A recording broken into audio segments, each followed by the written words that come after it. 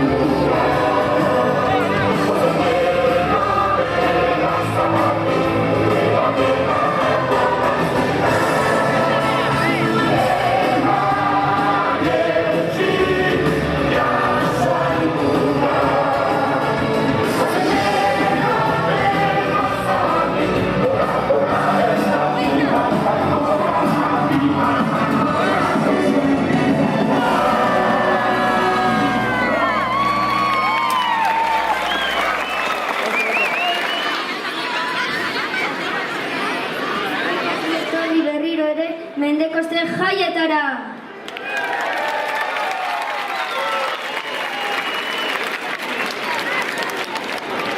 Hasi baino lehen, guretzat hemen egotea ore handia dela esan beharra daukagu.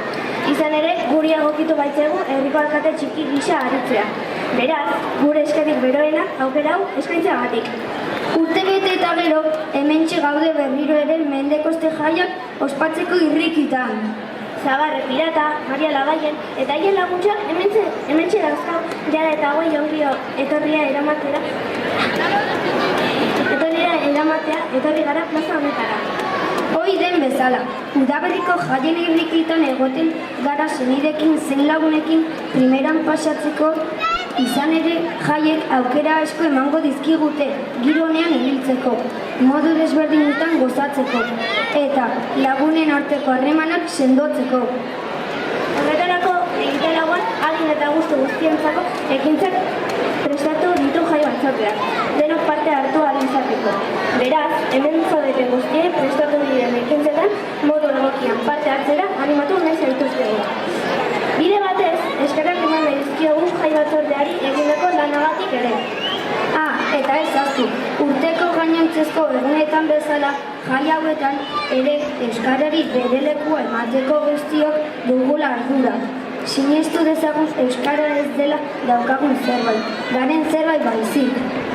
Gora bezuek, gora Mendekosteak, gora lezo!